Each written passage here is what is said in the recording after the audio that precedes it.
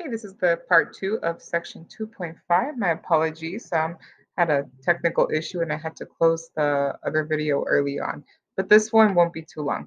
So we were talking about infinite sets and how a set is an infinite set if it can be placed in a one-to-one correspondence with a proper subset of itself. Remember that one-to-one just means that we can do this little arrow thing from one element of A to the other elements of B, and that these match up for every element, okay? I did have a note here, recall that a proper subset, because it's been a couple videos, is a set whose elements are in its superior. In other words, it's a smaller set taken out of the big one, but not equal to. So an example of that is we have our natural numbers right here, which is 1, 2, 3, 4 forever. And we can take out 1, 2, 3. So 1, 2, 3 would be considered a proper subset. Okay, so using that information, we're going to verify if the following are infinite sets. So let's look at example 1, and that's going to be this one right here, 5, 6, 9. Okay, so some subsets of A, so some subsets, or I should say proper subsets, okay, would be, let's see, we can do 5, we can just do 5 by itself, we can do 6 by itself, we can do 9 by itself. But you see how these aren't going to help us because A has 3 elements. So that means that the proper subset that I want has to have 3 elements. So even if I change the order, if I did 6, 5, 9, well, this is no longer a proper subset because it's the exact same thing. I mean, I did change the order, but it's still the same thing as A. So since this is equal to A, remember, order doesn't matter. If this is equal to A, this is not a proper subset. So unfortunately, A is not an infinite set. So this is not an infinite set.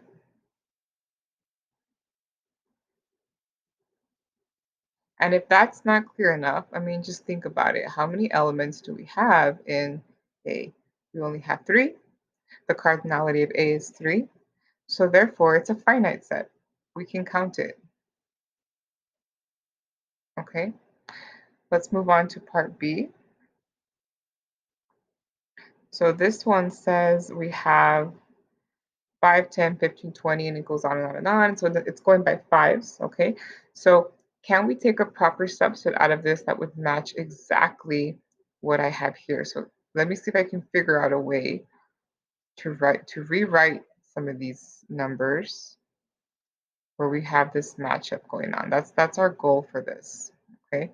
So dot, dot, dot, and then we have this 5n over here somewhere. Well, let's make a new set. Let's call it P, okay? And what I'm gonna do is I'm not gonna start with 5. I'm gonna take all of the 10s. So I'm gonna go by 10. So 10, 20. Let me use a different color so it's not too confusing. So this is our new set P. We're creating this one. So we are create subset P, proper subset, I should say. Remember, as long as it's not exactly equal to this, it's a proper subset. So P is equal to 10, 20, 30, and we're just going to go on from there. So we're going by 10s in this one. And I know for sure that all of these numbers are in here because look, it's going by fives, and 5 is a multiple of 10. So for sure all these numbers are in there. So this number right here where I have the n would be 10n because this set is going by 10s. And look, we have exactly what we wanted. We have a matchup for each of them. So this set, so set S, that's the one we're talking about, is an infinite set.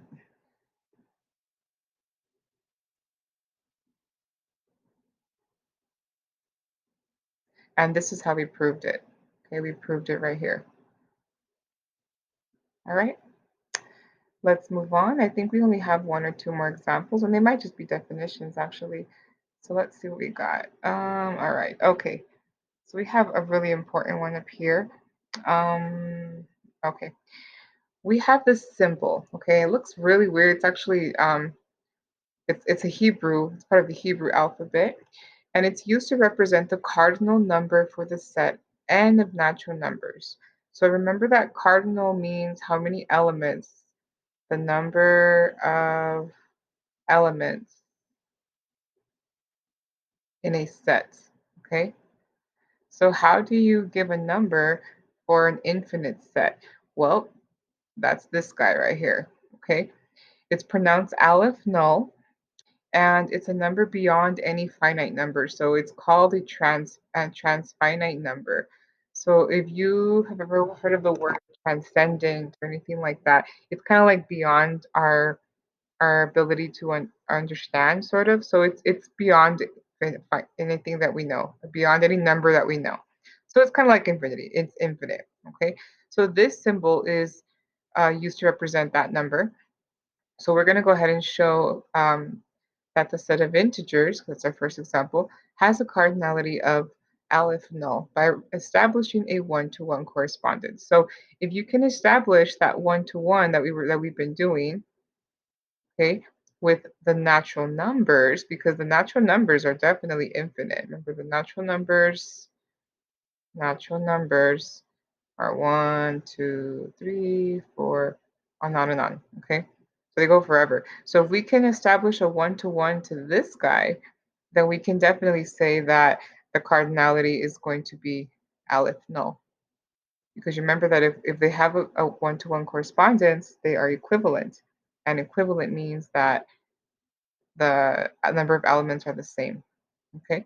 So let's go ahead and just jump into an example. I hope I didn't lose you there. And we want to do the set of integers. So the set of integers, remember, is I equals, okay, and we have this dot, dot, dot, okay, -3, -2, -1, 0, 1, 2, 3, and it goes on and on, okay? And actually, I believe we've already kind of done this example in the previous one. Yeah, this is exactly the same one we did. I'm sorry about that. Well, so we already know the answer, kind of, sort of. Okay, we're going to go ahead and match this up to our natural numbers, which we did previously. Okay, so we have to just kind of rearrange things here. 1, 2, 3, 4, 5, dot, dot, dot. And we're going to go ahead and use, instead of using these numbers, we're going to kind of flip them around because we want these to match up perfectly.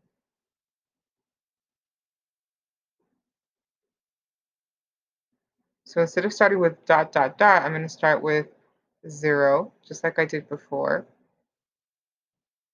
1, -1, 2, -2, and so forth. And if you remember from our previous example, it's over here somewhere, okay? We ended up with, let me see, we had -n minus 1 plus 1, and then n, and then dot, dot, dot. Okay, so I'm just kind of doing it backwards. I started with the naturals first, but it's all right. And then on the bottom, we had dot, dot, dot, 2n minus 1, and then 2n dot, dot, dot. So I believe this might have been in the first part of this video. We already did this example, so now we're just going to prove that it is in fact aleph null as far as the cardinality goes. So dot, dot, dot, there we go. And we can see right away that everything is going to match up nicely. So this matches here, this matches here, 2 goes to 4, -2 goes to 5, and then these two guys are one-to-one. So this shows that the integers has a cardinality of aleph null. So remember that to do that, we put our little n, this goes in parentheses, equal to, and then we have our aleph null. To write this, because it does take a little practice, it's kind of like a diagonal, and then a little squiggly down here, and then like a little thing up here. And then your 0. And I believe that that is it. Okay, so this lesson does have a lot of important points. you're going to see that in particular, this example, one of your homework problems is going to ask you to do a little bit of research, not so much math based, more of a history on how this is done. So hopefully you have some fun. It's an interesting problem you're going to be presented with. So if you have any questions, let me know.